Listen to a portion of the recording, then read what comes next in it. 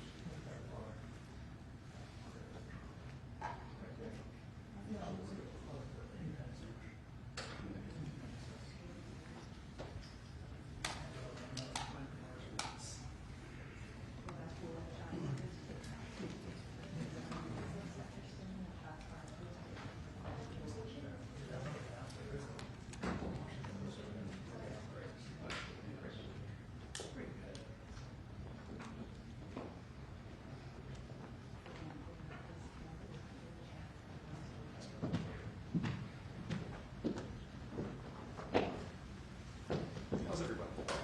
Doing okay. Good. Yeah.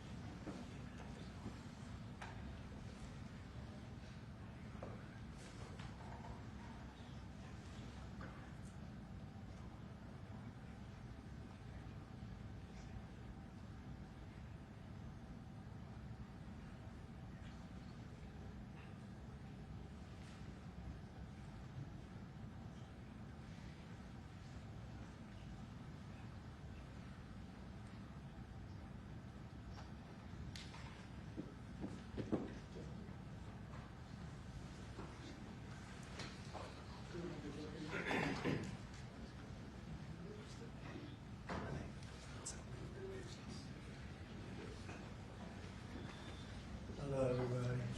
Mr. President. Nice to have you. There's a big announcement. We have a lot of big announcements. They're sort of all big announcements, actually. It's wonderful to be in the Oval Office. I think you probably like it the best. You like it the best for press conferences? I sort of do. But today I'm excited to announce another historic achievement in our quest to lower drug prices for all Americans. Prices have come way down. We've gotten prices way down for groceries, for oil especially. Today we broke $60 a barrel. We think the oil is going to be under $2 a gallon very soon. That's about 70% lower than what it was just a year ago. So that's a big thing. And when the oil comes down, everything comes down. It's pretty beautiful to watch.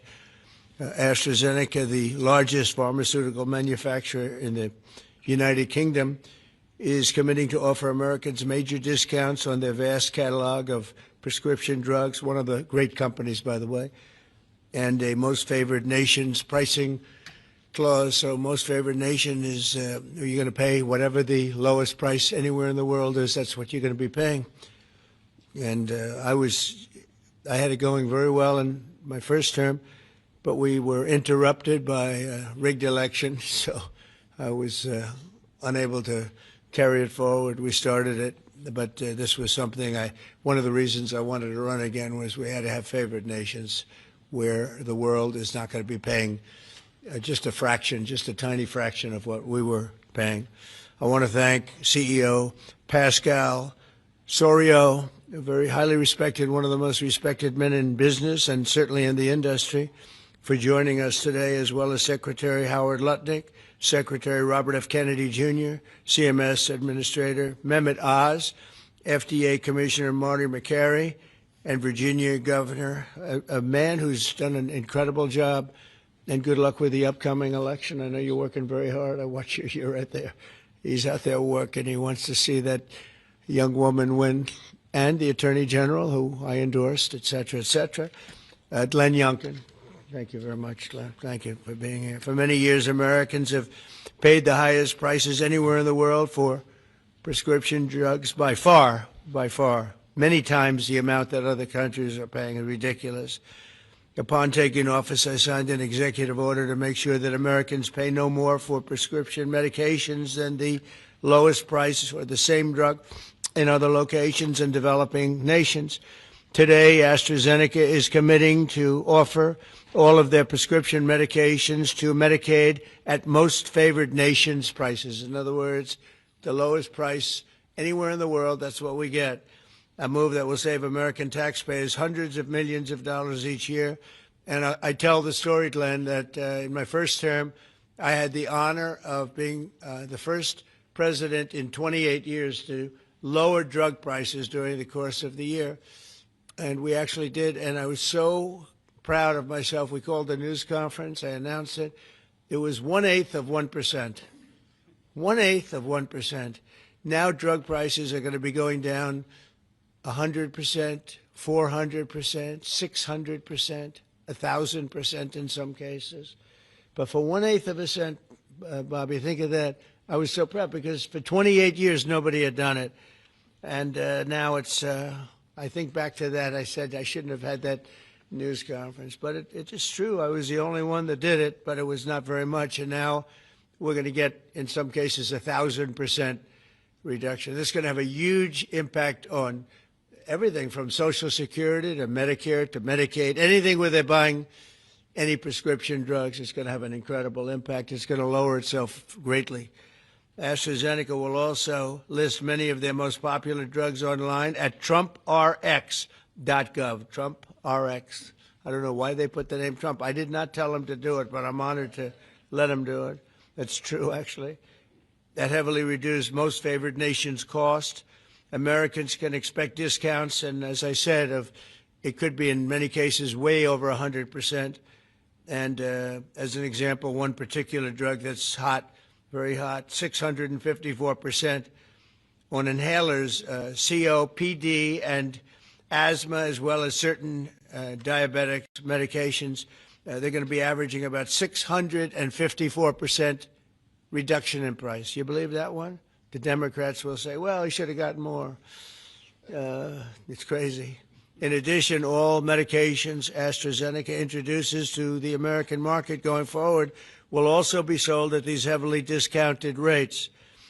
Furthermore, AstraZeneca will invest $50 billion in the United States over the next 5 years for research and development of new drugs and to onshore manufacturing facilities across the country, like the new plant that broke ground yesterday in Charlottesville, Virginia, where the governor attended. They had a tremendous group of people attending. It's going to have 3,600 jobs just to begin with. And that's going to be a fantastic plant. I saw a picture. It's going to be the best, right? You can't get any better. This is a tremendous victory for Virginia and for American patients and for everything, for the country. It's an amazing company to have coming over to the United States in such a big way. That's going to be a big part of the company. Presidents have promised for years to lower the cost of health care, but my administration is actually the first to do it and do it substantially, do it at numbers that nobody thought, even I thought, were not possible. When you think of it, if you got a 1%, 2%, 5%, that's good. You did a good job. We're talking about 100, 200, 300, 500, 700 in some cases, some big, big numbers. And the largest drug companies in the world are working with us to make this a reality. And so I look forward to being at your opening of that incredible facility. I hear something, and it's in a great location, Len, right? One of the beautiful locations.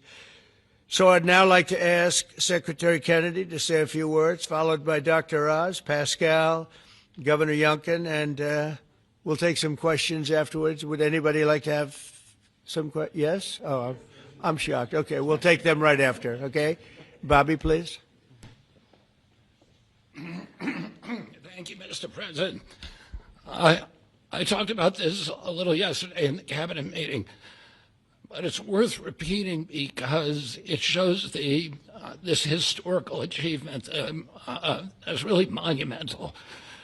When I was in my confirmation process, virtually every Democratic senator showed me their preoccupation with making sure that we completed, that I was going to continue to get a commitment from me to continue the IRA drug price negotiations. That the IRA required the Democrats, while President Biden was in the first year of the IRA, to negotiate 10 drug prices down.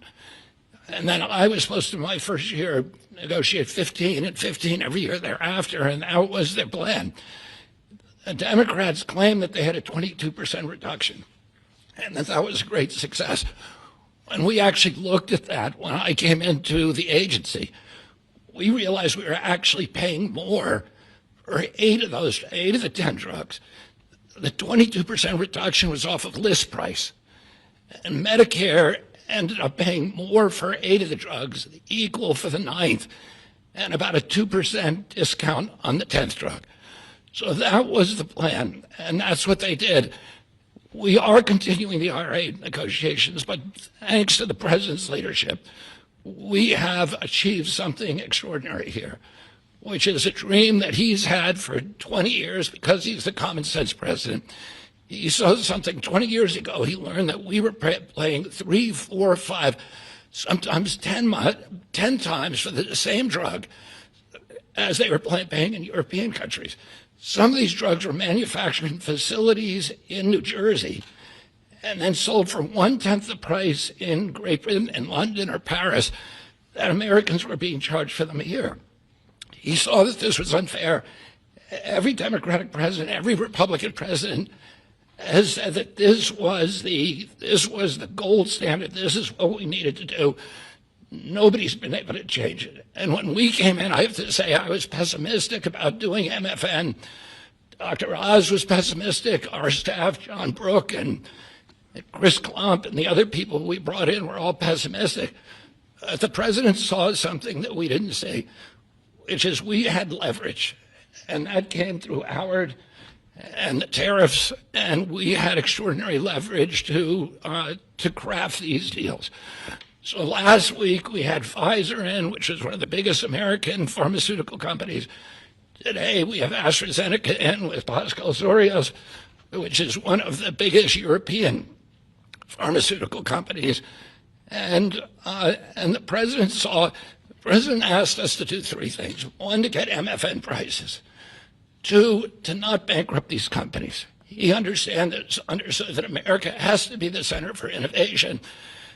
The drug industry needs to innovate, that it's critical for its bottom line, it's critical for the health of the American people. And he asked us also to make sure that those companies would keep their promise to reshore this industry. For national security purposes, for our economy, it's critical. These companies are making these drugs in the United States. We were able to achieve all those things, and partially with the visionary help of Pascal, where is he?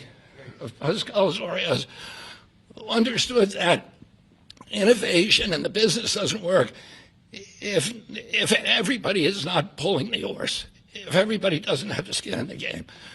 The whole world was riding on our shoulders and riding on our dime.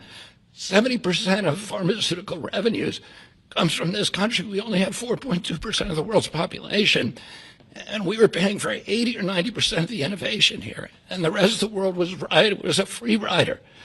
And Pascal understood that that's not fair, and it's not a good, sustainable, long-term business model. And he came to the table. He was one of the first leaders to come to the table. I want to thank him for his vision, for operating with us in good faith. And this is an extraordinary deal. not only that, but as the president just pointed out, he is also reshoring this industry here. He has 19 facilities already operating in this country. He has this other facility in Marl County that Dr. Oz went with Governor Youngkin and broke ground on yesterday. He has a second facility that is under construction in Kendall Square in Boston, another facility in Rockville, Maryland, and a fourth facility in Copper, Texas, right outside of Dallas-Fort Worth. And he's got plans for building many more in this country, thanks to the president's leadership, to the tariffs, and to the common sense the president has demonstrated in his own commitment to make drug prices lower for hardworking Americans. So I want to thank the president for your visionary leadership. I want to thank Dr. Oz for his part, and Marty McCary in negotiating this deal. Dr. Heidi Overton, Theo Merkel, Chris Klump, and John Brooks, who all played critical parts in the negotiation. And of course, Howard Lutnick, who was the key to these negotiations. Who do we bring up now? Dr. Oz. Thanks, Secretary. He'll take your place, Pascal. Oh, Pascal, I get to introduce Pascal, which I'll do with great joy and honor. So the world is watching as President Trump tries to make peace in every place he can go. But at the same time, President Trump is putting peace into the hearts of Americans and bringing peace of mind to them, especially Americans who cannot afford their medications.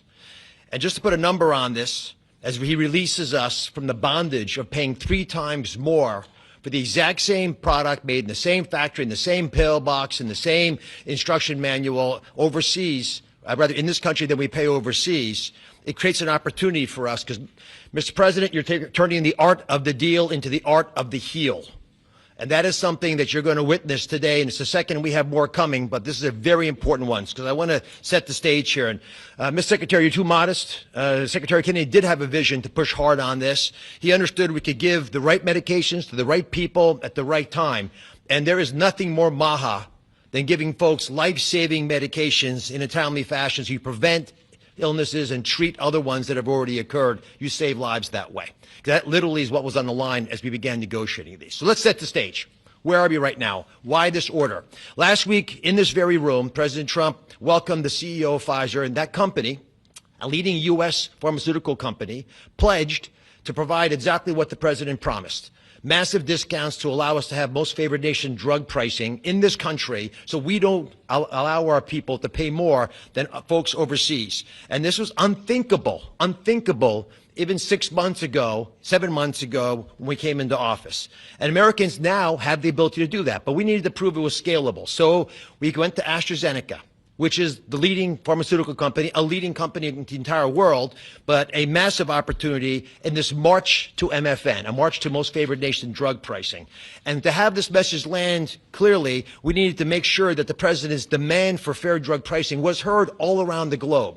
And I actually think the single most powerful tool we had was the president because people take him seriously. And some of the things that they were hearing overseas were alarming them enough that they began to realize the jig was up. So let's talk about the deal specifically. John Brooks, if you could be my Vanna White, please. John back there is Theo, Vince, Heidi were parts of the team. There are other members of the team I'll speak of in a second. So these are the 5 deal points. This is what Trump RX, by the way, which just launched, TrumpRx.gov, which was a unanimous name, by the way, Mr. President. He was not involved in picking the name, but it was not a difficult one to land on. We thought it had a catchy element to it. All primary care medications sold by AstraZeneca are going to be available on Trump RX, which means no more gaming, no more middlemen. Starting early next year, when you go to the website, you'll be able to see a marketplace. We're not selling the drugs. We're just making information available to everyone so you go to the right place to buy the right medication. Second, drugs for lung diseases are discounted massively, and that's over here on this line. The president highlighted 650%. They're significant discounts, and these are medications. We just picked the ones for lung disease and one for metabolic syndrome, diabetes, but there are others that are included. We have most favored nation pricing for everyone who is on Medicaid in this country. That's why Governor Youngkin is able to do backflips with his nimble 6'6" physique. Because for governors, this is a massive problem. If Medicaid prices continue going up, it crowds out other social services, which they'll speak to. We also have MFN for all new prescription drugs. Mr. President, by the time this term is done, 95% of all drugs sold in America, branded drugs and generic, will be available at a most favored nation drug pricing. Americans are going to benefit if the prices drop abroad. So Secretary Lutnick is going to make sure that if we get better prices for these companies from our partner countries overseas, the American people see those benefits, and there's going to be onshoring of manufacturing. And as has been mentioned, I stood with Governor Youngkin and Pascal Soriot as we broke ground yesterday in Charlottesville, Virginia, a massive $4 billion facility. That's the hard hat, Mr. President. I know you like construction, so that was all I could bring back. But there was a lot of remarkable energy. And here's what that event really does. It sends a signal. It sends a signal for all countries around the world to stop freeloading off American innovation. It's done. It's not going to happen anymore with this president.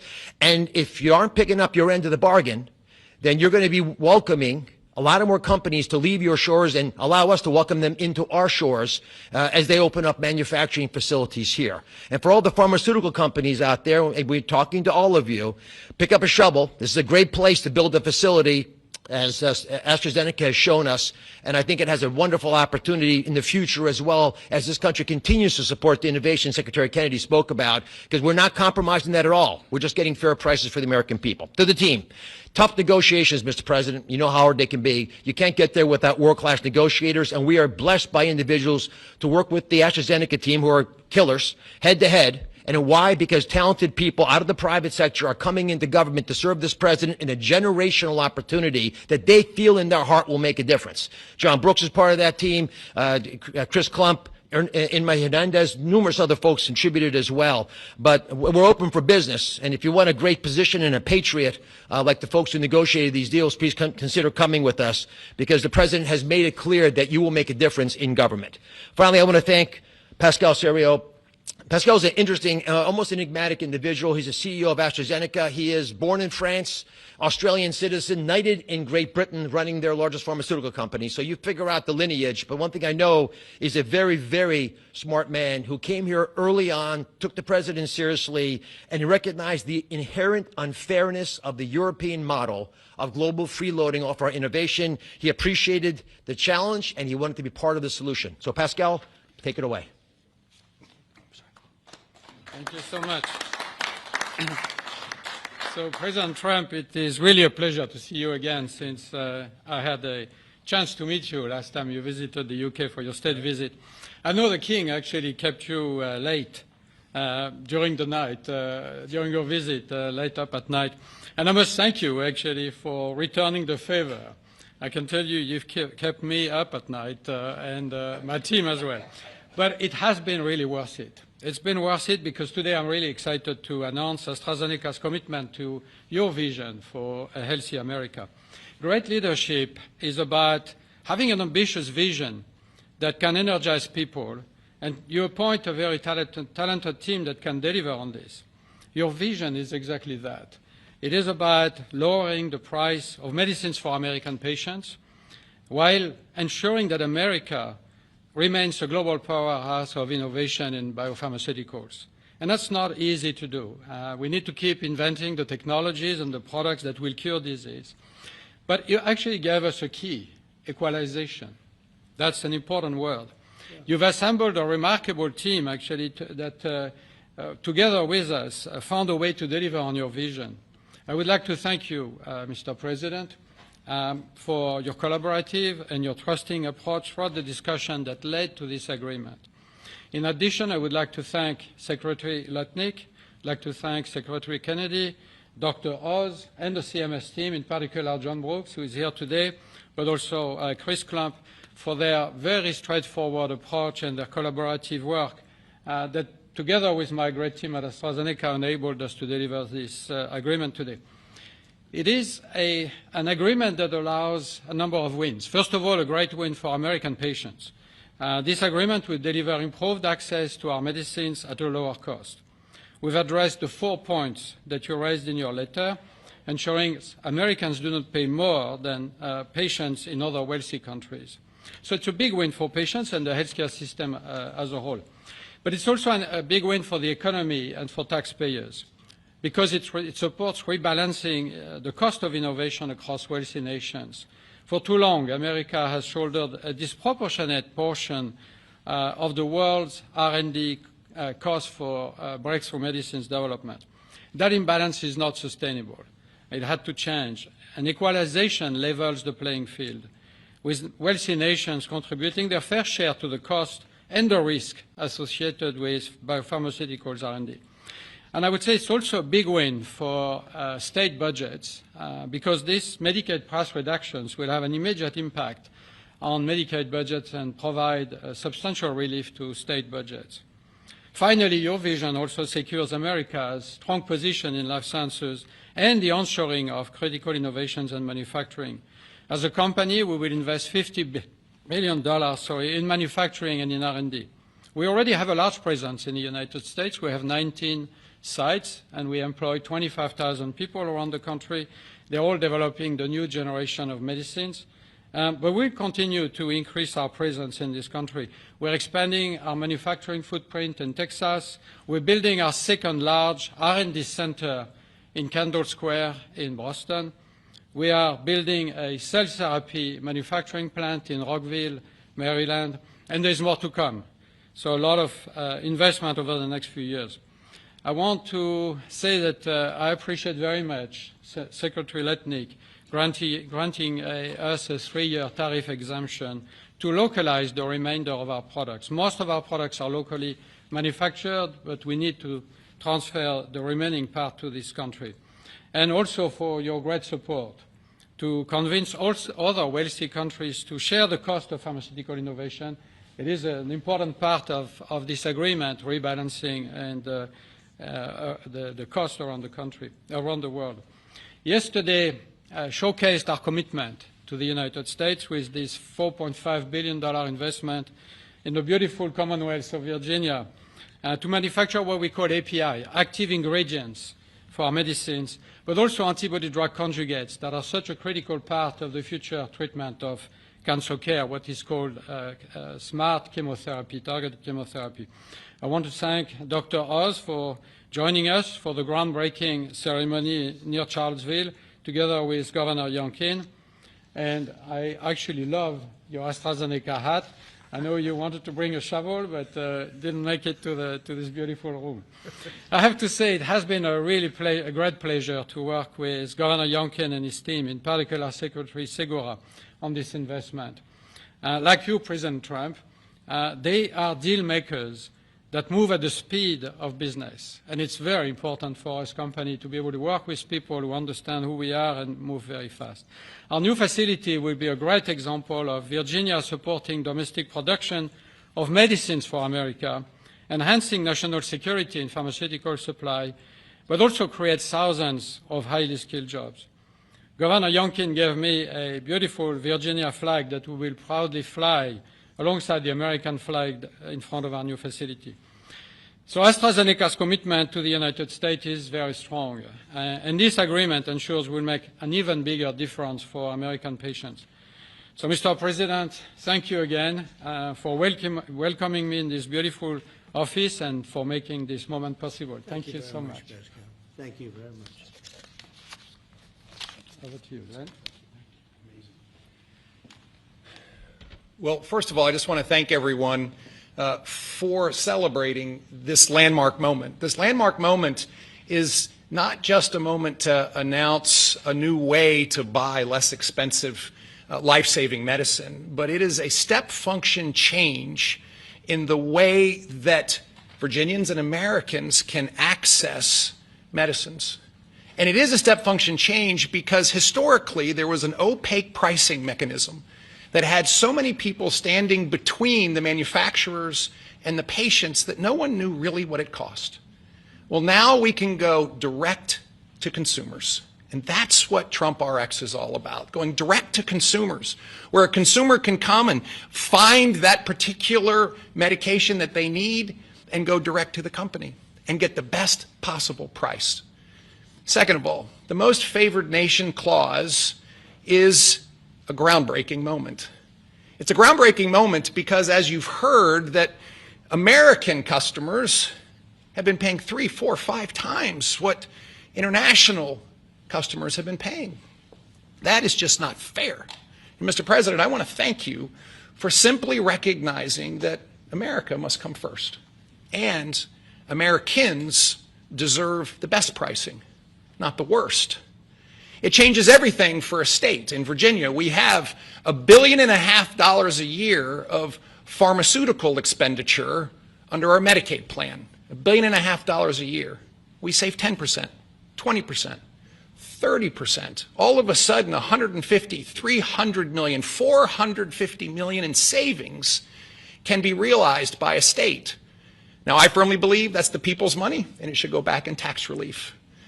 But think about the change that that enables for a state as they manage their health care expenditures. Finally, Mr. President, you have driven a reshoring of critical supply chains that no one thought could happen. The industries that everyone thought were lost are now coming home, and with pharmaceutical manufacturing and active pharmaceutical ingredients particularly coming back to America, it changes everything. It's an economic moment for us. Yes, $4.5 billion into the Virginia economy, and that will in fact translate into $3 or $4 of extra economic impact for every dollar that is spent, 3,600 great paying jobs. But it's even more than that. This is a national security moment. And what you've just heard is one of the leading pharmaceutical companies in the world is choosing America, and yes, Virginia, to invest nearly $5 billion to build the most critical manufacturing for the future of America's health. That's not just a single example. It's happening all over. And in fact, in Virginia, Mr. President, we've been blessed with nearly $10 billion of commitments to build new pharmaceutical manufacturing in the great Commonwealth of Virginia. And therefore, I believe this is a moment to celebrate investment, but more importantly, to celebrate breakthroughs for American citizens to get access to life-saving medicines at costs that they deserve because they're all made here. Mr. President, you and your cabinet have been amazing. As a governor, I have found that the cooperation with every one of your cabinet members, and sir, yes, you, has been beyond compare that I could ever imagine. I want to thank you for helping us make Virginia great again, too. Thank you.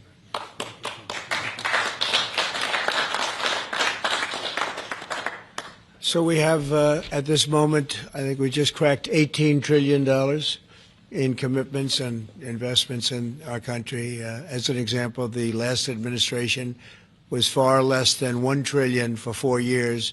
We're at plus $18 trillion for 8 months. There's never been anything like it in history, in any country, anywhere in the world. So that's great. But maybe for purposes of this, more importantly, we're going to bring drug prices down at numbers that nobody ever thought possible, Glenn. I think nobody ever even thought it was possible. So we're going to be doing a lot of business, but we're going to be also numbers that when you're 2, 3, 4, 500% less. I just noticed one of them over here, 654% discount. 654. The laggard is 98%, right? 9 is that what? Wow, 96, 230%, but 654, and we have some that top that by a lot. So it's really going to be incredible, and that's going to be so good for Medicaid and Medicare and everything. Frankly, for your life, it's going to be so good. So nobody ever thought they were going to see. And don't let Democrats take the credit because they'll try. They'll say, "Oh, we worked so hard on it." They didn't work hard. They did. They obstructed. They actually did the opposite. So that's really more important than even the tremendous investments being made in our country. But think of it, we cracked 18 trillion with a T, trillion dollars, and frankly, 1 trillion for 4 years wasn't that bad. He did less than a trillion, but we did that in a period of 8 months. So it's pretty record-shattering by many trillions of dollars. any country, no matter what country you're talking about. Nobody's done numbers like that. So thank you all for being here. Do you want to have a couple of questions? Yeah, please. Mr. President, one on this, if I could, and one on China, if I may. First on this, could you have brought these pharmaceutical companies to the table without that 100% tariff that you imposed? Well, it's not 100%. You're talking about China might be 100%. I'm talking about the 100% you imposed on pharmaceuticals for that sector. I would never have been able to bring them. Now, I'm not sure that Pascal would like to say, but behind the scenes he did say tariffs were a big reason he came here, and also the fact he loved Virginia. He liked this guy. He liked me. I think the November 5th election was a very important date. We had a good election, and that was important. But yeah, he's here. A lot of. I can speak for almost everybody that's here. Most of them are here because of tariffs, because you have to understand he has no tariffs. If you build in this country, there are no tariffs. So. I want to ask you about China, if I could. Just want to confirm: have you canceled your meeting with President Xi? And no, I haven't canceled, but I don't know that we're going to have it. But I'm going to be there regardless, so I would assume we might have it. But. They hit the world with something that really is not anything that people are going to do, and it was shocking. I can tell you, Howard and I and Todd, we all Scott, we were all speaking about it before, and we said, where did that come from? It was just that was out of the blue, right? Out of the blue, they came up with this whole import-export concept, and nobody knew anything about it. So. If they roll back their export controls, the new announcement, would you roll back? Look, we're going to have to see what happens. That's why I made it November 1st. We'll see what happens. Yeah. Mr. President, the last time, Mr. President, go ahead, please. What else besides software could be on the table in terms of export controls? A lot more. I mean, you have software, but you have a lot more. We have airplanes. We have airplane parts. You remember that from last time. We were just surprised at China. I have a very good relationship with President Xi, and they did that. This is not something that I, instigated. This was just a response to something that they did. And they didn't really aim it at us. They aimed it at the whole world. The whole world is subject to it. So I thought it was very, very bad. But we have many things, including a big thing is airplanes. They have a lot of Boeing planes, and they need parts and lots of things like that, Steve. Israeli Prime Minister Benjamin Netanyahu to accept the Gaza deal, and what would be your message to the Knesset when you speak to them? Well, he wanted it. It's been a long time. He's been fighting a long time. He's been fighting hard. He wanted it. It's a great deal for Israel, but it's a great deal for everybody, for Arabs, for Muslims, for everybody, for the world. And as you know, on Monday the hostages come back. They're getting them now. I mean, they're getting them now. They're in some pretty rough places under earth. They're in some pretty rough places where only a few people know where they are in some cases. So they're getting them, and they're also getting the bodies, approximately 28 bodies. And some of those bodies are being unearthed right now as we speak. I mean, they're working on it right now as we speak. It's a tragedy. It's a tragedy. No, he was very happy with it. And I can tell you that I saw Israel dancing in the streets, but they were dancing in Qatar and Saudi Arabia and UAE and many, many countries. I saw Egypt. They were dancing. I'll be going to Israel. I'll be speaking at the Knesset, I think, early on. And then I'm also going to Egypt. They were terrific. But all of the countries were great. Indonesia was great. Jordan was great. They were all great. Everybody wants this deal to happen. What happens in Gaza the day after the hostage release? Day after what? The day after the hostage release, what happens there then? Well, hopefully you're going to have great success I call it everlasting success. I think you will, too. I think you're going to have tremendous success, and Gaza is going to be rebuilt. And you have some very wealthy countries, as you know, over there. And it would take a small fraction of their wealth to do that, but and I think they want to do it. And we're also setting up, as you know, a board of peace. It's called the Board of Peace. I don't know if that's the final name, but the word peace is definitely in there. And they have asked me if I chair it. We'll make sure things go well. And how confident are you that the ceasefire will hold? I think it'll hold. Yeah, I think it'll hold. They're all tired of the fighting. Don't forget, you had October 7th, which was a horrible day, 1,200 people killed. But Hamas has lost 58,000 people. That's big retribution.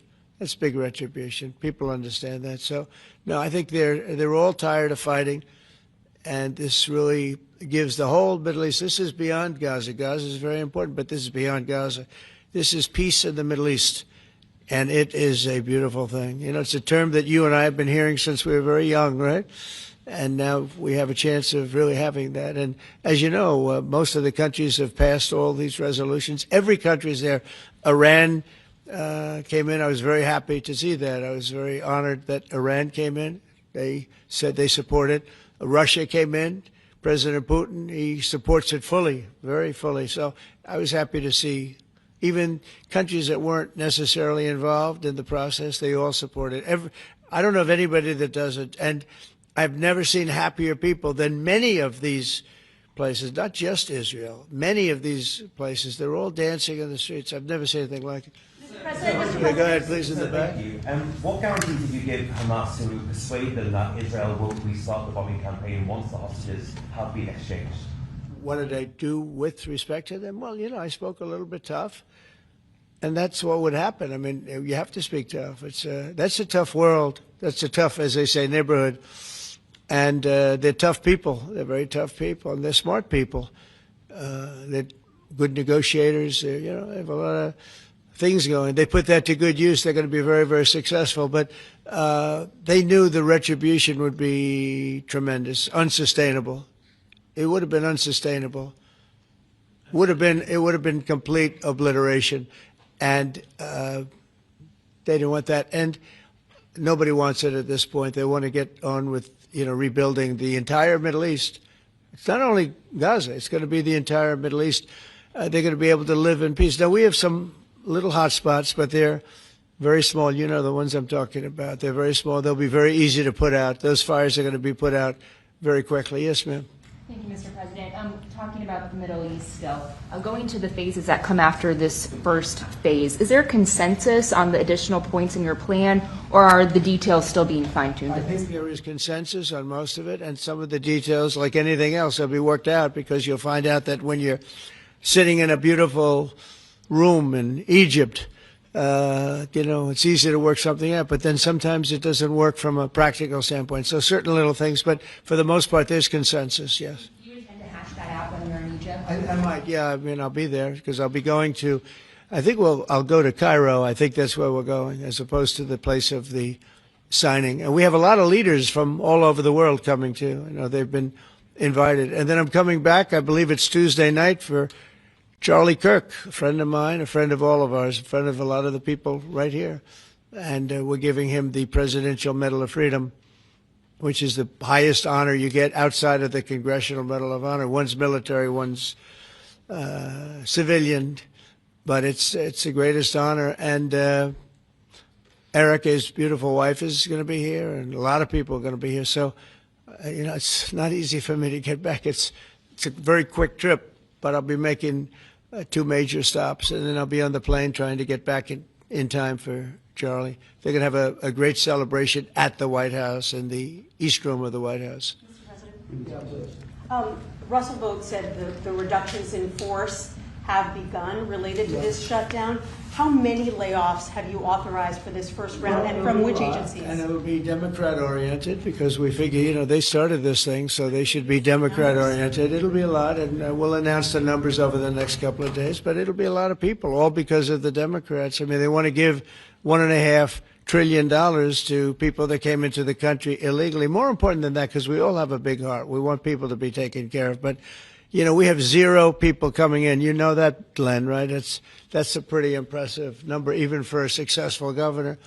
But we've had, for the last 4 months, 0 people coming in illegally. They're coming in, but they're coming in legally. They're coming in through a process that's really a really good process right now, because we want people to come in, but they have to come in legally. So what we're doing is, as these different groups come due, we're going to make a determination. Do we want them or not? And I must tell you, a lot of them happen to be Democrat-oriented. These are people that the Democrats wanted, that in many cases were not appropriate. We fought them at the time, and it was ultimately signed in. And some of these people, these are largely people that the Democrats want, Many of them will be fired. Yes, please, behind. The Nobel Peace Prize was announced this morning. Your thoughts? Which one? The Nobel Peace Prize. Your thoughts?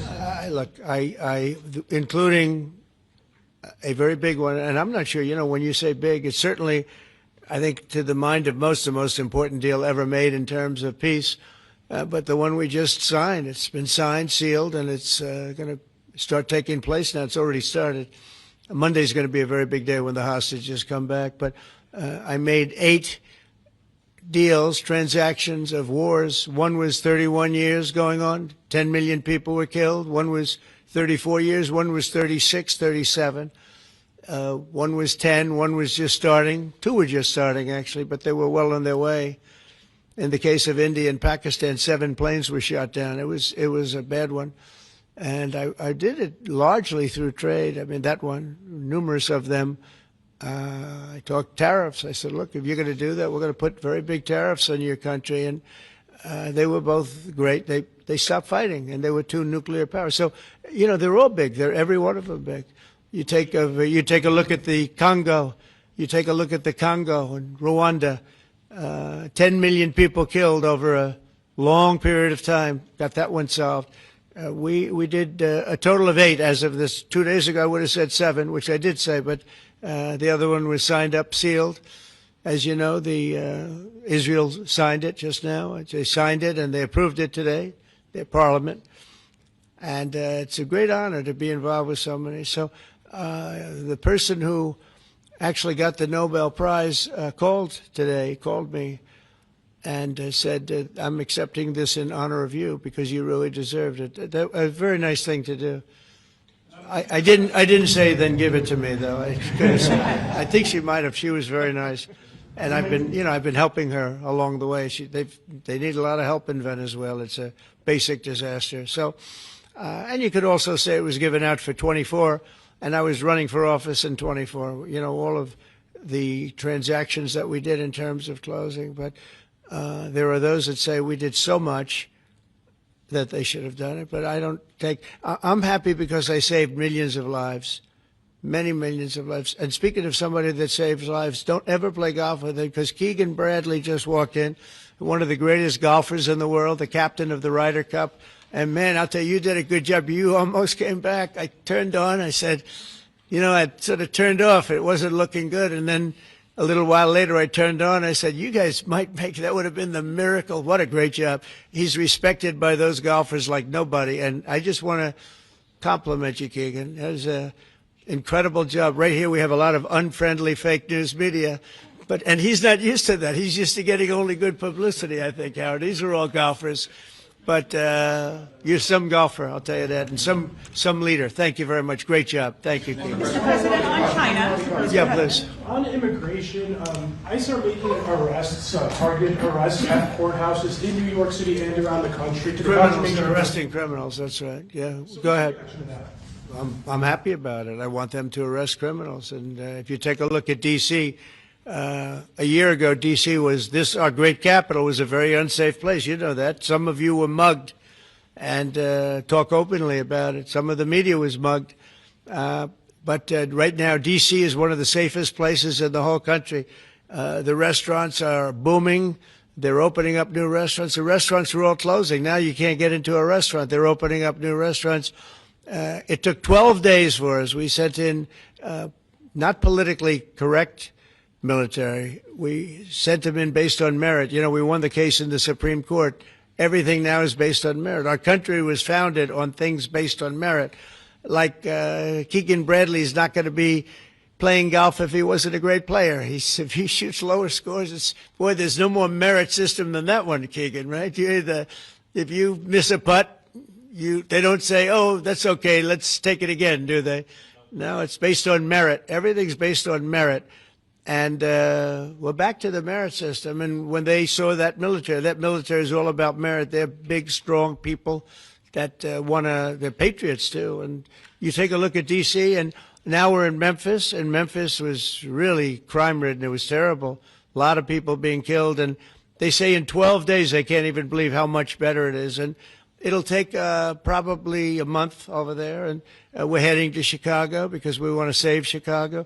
Do you know they had over 4,000 people killed in Chicago over a short 4,000 people, and I have to watch this slob of a governor stand up and say that, well, everything's okay, we've got it under control.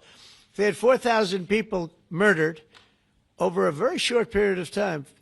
There's not a city in the world, I don't believe, that can claim, you know, you hear so much about different, I won't, you know, embarrass anybody, like by saying Mexico City or by saying anywhere in Afghanistan. There's no place like that. And then I have to listen to the mayor who's got a 5% approval rate, maybe less. He's an incompetent man. And the governor's an incompetent guy. He's a guy that was thrown out of his family business like a dog. And I know his family very well.